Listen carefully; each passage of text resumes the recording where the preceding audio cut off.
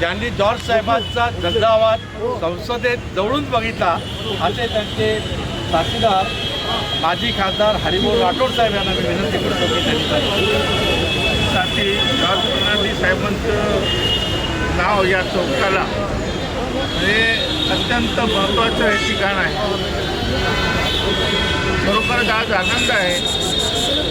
एक चळवळीमधला मशिया आम्ही जेव्हा कॉलेजमध्ये होतो तेव्हा त्यांच्या चौक सभा लागायच्या. ज्यांनी फार मोठ्या सभापेक्षा कुठल्याही चौकात जर त्यांचं भाषण असेल तर आम्ही ऐकायला जायचो, त्यांचं भाषण ऐकायला. आणि नंतर तर मला खासदार मी झालो तेव्हा फार जवळून त्यांचं काम बघायला मिळालं. देशामधलं एक मोठं नाव होतं, चळवळीमधलं कामगार चळवळीमधलं एक मोठं नाव साठी जॉर्ज फर्नांडिस यांच्या या चौकाला नाव देण्यासाठी आदरणीय भुतेकर साहेब यांनी जन पत्रालेलं आहे. माझे पत्र मी त्यांना दिले होते. आम्ही कमिशनला अनेकवेळा भेटलो आणि आज खऱ्या अर्थाने खूप आनंद होत आहे की जॉर्ज साहेबांचं नाव या चौकाला मिळालेलं आहे. आणि त्यामुळे आपल्यासाठी सगळ्यांसाठी कामगार चळवळीसाठी निश्चितच हे युगयुगे हे नाव कायम राहील. जॉर्ज फर्नांडिस साहेबांना मी विनम्र अभिवादन करतो आणि धन्यवाद साहेब.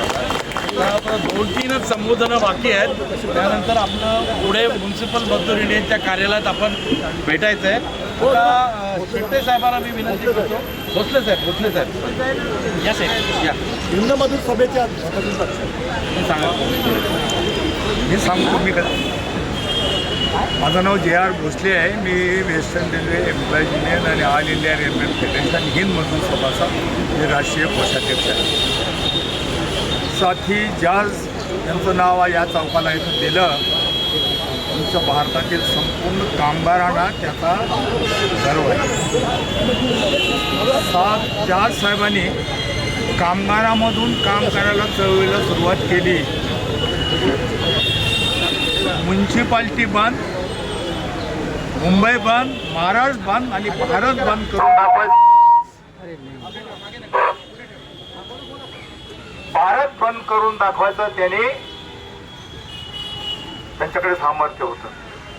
कामगारांची सेवा करता करता देशातील नागरिकांचं नेतृत्व 1976-77च्या जनता सरकारमध्ये आणि 1989च्या BP सिंगच्या सरकारमध्ये आणि त्याच्यानंतर 1998 सालच्या अटल बिहारी वाजपेयीच्या सरकारमध्ये त्यांनी देशाच्या जनतेचं नेतृत्व करण्याचं काम केलं. निस्वार्थ मनुष्य, कुणीही त्यांच्या समोर आणि निस्वार्थ समोर होते म्हणून बलाढ्य या देशातील कारखानदार त्यांच्याशी लढत देण्याचं कामगारांच्या सहकार्यानं काम करून पार्लमेंटमध्ये जाणारा आमचा हा सर्वात मोठा नेता होता. त्याचा पण कामगारांना गर्व आहे. त्यांची जी तत्व होती, जॉर्ज फर्नांडिस असतील, राम मनोहर लोहिया असतील, अच्युतराव पटवर्धन असतील, हे तत्व युसूफ मेहरअली असतील. युसूफ मेहरअली नगरपालिकेचे मेयर होते. या लोकांनी जनतेची सेवा केली, स्वतःचं पोट भरायचं काम केलं नाही. आणि तो आदर्श समोर ठेवून मी राजकीय पुढारी नाही. राजकीय पुढारी जॉर्ज साहेबांचे दादा नाईक होते, मित्र होते, मला आठवत आहे. आणि अशा परिस्थितीमध्ये जॉर्ज साहेबांनी या देशाकरता समाजाकरता तो त्याग केला.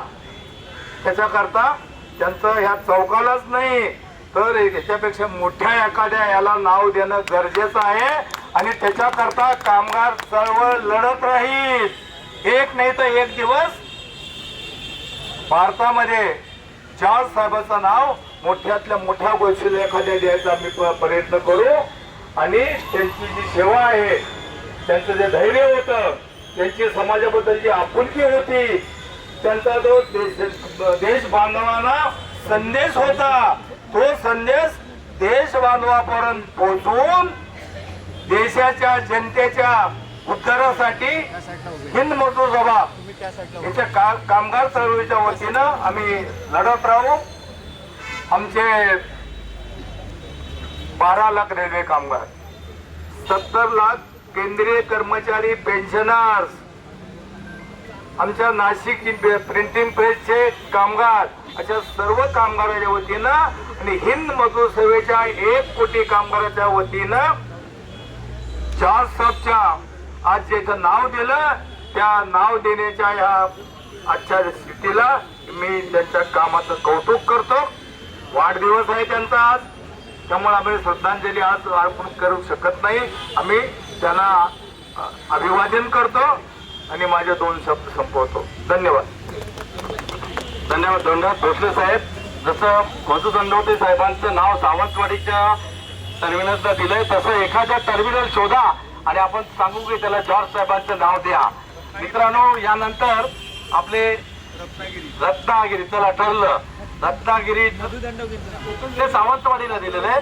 मी बिहार मध्ये बोलतोय, बिहार मध्ये शोधा, हा मला सुचवा.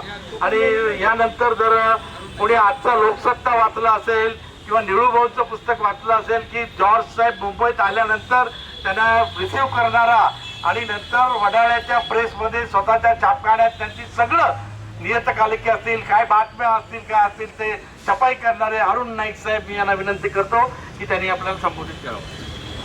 नमस्कार मित्र, बरीच भाषणं झाली आहेत आणि बरीच मोठी मोठी भाषणं झाली आहेत. मी कामगार चळवळीमध्ये नव्हतो त्यामुळे तो इतिहास सगळा मी सांगणार नाही.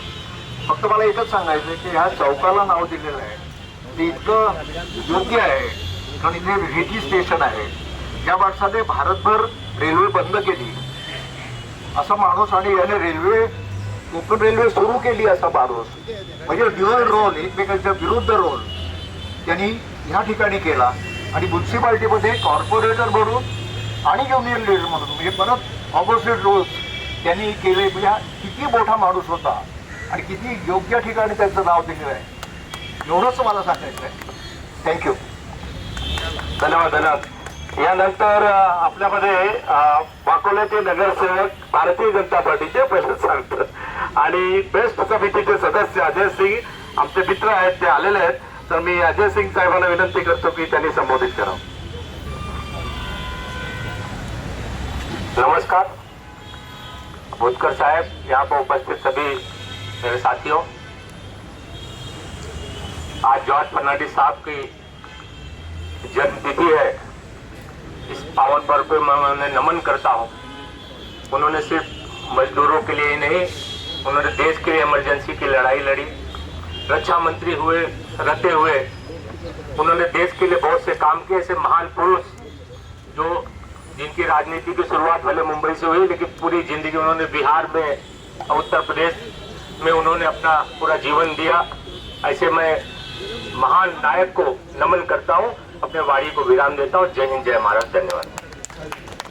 धन्यवाद साहेब. यानंतर बाळगी मामांचे सुपुत्र, तुम्ही जर निळूभाऊंड वाचलं असेल तर ते काय झालं ते आता मला वाटतं त्यांचे सुभाष बाळगी साहेब आपल्यात आहेत, त्याला मी विनंती करतो.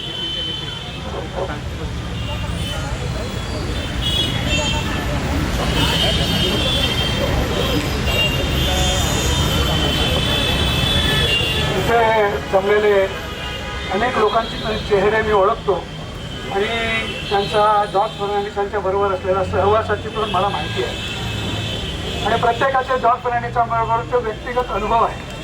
त्यामुळे त्या बाबतीत मी काय जास्त सांगण्याचं काम इथं करणार नाही. कामगार चळवळ, त्यांनी केलेलं काम हे सगळ्यांना माहिती पण आहे. परंतु त्यांच्या 2-4 अशा गोष्टी आहेत ज्या मला वाटतं की नवीन पिढीला ज्यांना जॉर्ज फर्नांडिस माहिती नाही त्यांना माहिती व्हाव्यात म्हणून मी सांगणार आहोत. जॉर्ज फर्नांडिस फार मोठे लढवाई होते, कुणालाही जाऊन भिडायचे वगैरे सगळं ठीक आहे, पण त्या माणसामधला दुसरा कोणता गुण माहिती आहे का तुम्हाला? ते बेबी सिटिंग करायचे, लहान मुलांना ते बघायचे. माझ्या एक आमची दिल्लीला मीटिंग होती आणि दिल्लीच्या मीटिंगमध्ये अनेक कार्यकर्ते आले होते आणि मला म्हणाले साहेब जरा आम्हाला पार्लमेंट बघायचं आहे, जरा तुम्ही त्यांची व्यवस्था करा. म्हणून मी त्यांच्या घरी गेलो आणि रमेश हा त्यांचा सेक्रेटरी होता. त्याला सांगितलं बाबा हे सगळे लोक आहेत, त्यांना जायचं आहे पार्लमेंट जायला, त्यांच्यासाठी जरा पास बनव. तर त्यांनी सगळी लिस्ट बनवून तो जॉर्ज साहेबांची सही घ्यायला गेला. ते म्हणाला याच्यामध्ये सुभाषचं नाव नाही. तो म्हणाला नाही, सुभाषची बायको आणि 2 लहान मुली आहेत त्यामुळे त्याचं नाव तो काय जाणार नाही. ते म्हणाले सुभाषला बोलावं आतमध्ये. मी गेलो आतमध्ये. अरे का रे तू का नाही जात? म्हटलं अरे माझ्या बायको आलेली आहे, कधी ते न येणारी आणि तिला मी सोडून तिथे जाऊ हे बरोबर नाही. आणि म्हणजे 2 मुली आहेत. ते म्हणाले असं नाही, त्या मुलींना माझ्याकडे सोड, मी बघतो. त्या माणसाने माझं आणि माझ्या बायकोचं नाव त्या पासमध्ये टाकलं आणि माझी मुलगी त्यावेळेला एक होती 7 वर्षाची, दुसरी होती 5 वर्षाची. आणि या 7 आणि 5 वर्षाच्या मुलीला दुसऱ्या दिवशी मी 10 वाजता जाऊन त्यांच्या घरी सोडलं आणि त्या माणसाने त्या सेक्रेटरीला सांगितलं कुठलाही फोन आतमध्ये द्यायचा नाही, कोणाला आतमध्ये सोडायचं नाही. आणि हा सगळी खेळणी घेऊन त्या 3 मुलं माझ्या 2 मुलींबरोबर 3 तास बसला होता तिथे. आणि मी पार्लमेंटमध्ये संपून येऊन 1:30 वाजता आलो. मला वाटलं मुलीने त्रास दिला असेल. मग विचारलं काय काय नाही नाही म्हणा आम्हाला काकाने मस्त खेळवलं मला. तर हे कोणाला माहिती आहे? अजूनही मला याच्याबद्दल सांगायचं आहे की जॉर्ज साहेबांना कुत्र्यांचं प्रचंड प्रेम होतं. आमच्याकडे कुत्रा होता. एअरपोर्टवरनं ते आले की विमानातनं गोळ्या घेऊन यायचे चॉकलेटं आणि माझ्या कुत्र्याला देत असत. तर अतिशय कुत्र्याचं प्रेम होतं. असा एक माणूस बेबी सिटिंग करणारा हे कोणाला माहिती आहे का? पण हा पण एक त्यांचा स्वभाव होता जो कळला पाहिजे तुम्हाला. नुसता लढणारा नाही, नुसता भिडणारा नाही, नुसताच बंद करणारा नाही. हा पण एक मानसिकतेचा एक पैलू होता जो आपल्याला माहिती असणं गरजेचं आहे. आता दुसऱ्यानंतर ते रेल्वेचे पुढारी झाले, रेल्वेचा संप झाला आणि रेल्वेच्या संपानंतर इमर्जन्सी आली. इमर्जन्सीमध्ये आज आमच्याकडे आता आपल्यासमोर देवी गुजर बोलले. हे देवी गुजर आज आमच्या समोर आहेत कारण जनता दलाचं सरकार त्यावेळेला आलं आणि ते नसतं आलं त्या सगळ्यांचा भुट्टा झाला असता जॉर्ज फर्नांडिसच्या बरोबर. ही वस्तुस्थिती आहे. पण त्याग करण्याची गोष्ट देशाच्या स्वातंत्र्यासाठी, देशाच्या कामगारांच्या मूलभूत हक्कासाठी वाटेल तर त्याग करायचा हा जो त्यांचा स्वभाव होता. त्यासाठी त्यांनी जे बरोडा डायनामाइट केसच्या मध्ये त्यांनी लोकांना प्रवृत्त केलं. त्याच्यामध्ये काय होतं, ते बरोडा डायनामाइट केस करत असताना देखील त्यांच्या 3 सूचना होत्या की कोणीही माणसाचा त्याच्यामध्ये जीव जाता कामा नये. फक्त आपल्याला हे दाखवायचं की प्रतिकार होत आहे देशामध्ये. त्यांनी प्रेस बंद केली होती, रेडिओ बंद केला, सगळं बंद केलं होतं. तरी सुद्धा देशातले लोक या आणीबाणी विरुद्ध लढतायत हे दाखवण्यासाठी म्हणून त्यांनी बरोडा डायनामाइटचा तो प्रयोग केला. आणि त्याच्यामध्ये उद्देश एवढाच होता की देशामध्ये लोकांना कळलं पाहिजे की या हुकुमशाही ताकदीविरुद्ध लढणारे लोक अजूनही जिवंत आहेत. आणि त्याच्यामध्ये आमचे देवी गुजर होते, आमच्या रेल्वेचा जयराम मोरे होते, आमचा वाजपेयी होते, असे अनेक लोक होते ज्या लोक त्याच्यामध्ये इन्व्हॉल्ड होते. आणि जर त्या लोक या देशाच्या लोकांनी तो निर्णय दिला नसता तर हे सगळे लोक आज आम्हाला जॉर्ज फर्नांडिसच्या बद्दल बोलायला पण संधी मिळाली असली की नाही माहिती नाही. हा एक दुसरा. नंतर ते मंत्री झाले, संरक्षण मंत्री झाले. आणि संरक्षण मंत्री म्हणून ज्या वेळेला ते सियाचीनला गेले आणि तिथे जेव्हा त्या सैनिकांनी त्यांना सांगितलं की आम्हाला इथे स्केटिंग पाहिजे, आईस स्केटिंग, आणि ते म्हणाले ठीक आहे मी आता गेल्यानंतर व्यवस्था करतो. ते खाली आले मंत्रालयामध्ये आणि त्यांनी ऑर्डर दिला की त्या 12 त्याच्यासाठी तुम्ही स्कूटर्स बनवा आणि त्या तिथे पाठवण्याचं काम करा. मग आपले जे अधिकारी असतात ते आपला काहीतरी खेळ खेळतच असतात. तसं त्याने आत्ता पण खेळ खेळला, आज ठेवून द्या त्याच्यामध्ये. पण त्यांनी पण तो खेळ म्हणाले तिथे 2 आहेत, 4 आहेत, आता अजून आणखी 8ची काय गरज आहे. त्यावेळेला या माणसाने सांगितलं की या सगळ्या लोकांना एक आठवड्यात त्या सियाचीनमध्ये जाऊन यायला सांगा आणि मग यांना कळेल की काय त्या लोकांची गरज असते. सांगायचं तात्पर्य की कुठलाही विषय असो त्या विषयामध्ये आता कोकण रेल्वेबद्दल लोक बोलले. कोकण रेल्वे मधुदंडवतींनी रोहापर्यंत आणून सोडली होती, त्याच्यानंतर पुढे जातच नव्हती ती. आणि ती कल्पना पुढे नेण्याचं काम हे जॉर्ज फर्नांडिसांनी केलं. बारिस्टर नाथपाईंचं स्वप्न आणि जॉर्ज फर्नांडिसची ती कृती यामुळे आज आपल्याला कोकण रेल्वे पाहायला मिळते. सगळं त्याच्यामध्ये सगळ्या 4ही प्रदेशाच्या चीफ मिनिस्टरना इन्व्हॉल्व करून कोकण रेल्वे कॉर्पोरेशनची स्थापना करून आपण कोकण रेल्वे बनवू शकलो. नाही तर कोकण रेल्वे ब्रिटिशांनी पण सांगितलं तर बनवणं शक्य नाही आणि नंतर सुद्धा पुढे रोह्यापुढे ती जात नव्हती. तेव्हा अशा अनेक गोष्टी त्यांनी केलेल्या आहेत. बंद करणारा माणूस हा काय करणार अशा पद्धतीचा जो लोकांचा त्यांच्याबद्दलचा भ्रम होता तो भ्रम सुद्धा ज्या वेळेला त्यांच्या हातामध्ये सत्ता मिळाली त्या वेळेला जे कोणी करू शकले नाही अशी कामं त्यांनी करून दाखवण्याचं काम केलेलं आहे. तेव्हा आता माझा त्यांच्याबरोबर संबंध 7 वर्षापेक्षा जास्त काळाचा आहे. तेव्हा त्यांच्याबद्दल बोलत राहिलो तर त्याला वेळ पुरणार नाही आहे. आणि आज काय तो तसा संबंध नाही, आज संदर्भ नाही. आणि आमच्या म्युन्सिपल मजदूर युनियननी तिथे आपल्याला बोलायलाच आहे, तिथे जाऊ आपण.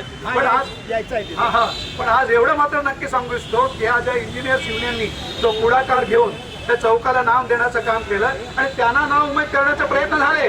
अरे काय एक चौकाला नाव देतात, जॉर्ज फर्नांडिसचं एक रोडला दिलं पाहिजे. अरे रोडला काय देतात, चौक असा आहे की जो सगळा रोड आम्ही बंद करू शकतो. ही त्या चौकाची ताकद असते. म्हणून भूताई साहेब, तुम्ही काय वाईट वाटून करू नका. कोणी काय म्हणाल असेल तर आपण जे केलं ते स्तुत्य काम केलेलं आहे आणि हे काम असंच करत राहा. आणि आमच्यासारखे लोक तुमच्याबरोबर जोपर्यंत श्वास आहे तोपर्यंत जॉर्ज फर्नांडिसचा जो विचार आहे तो पुढे नेण्याच्या दृष्टीने आमच्यासारखं जे काय करता येणं शक्य आहे ते करण्याचं काम करू. आणि एवढंच बोलून मी आजच्या दिवशी आपली आता रजा घेतो आणि जॉर्ज फर्नांडिसांना आदरांजली व्यक्त करतो. धन्यवाद.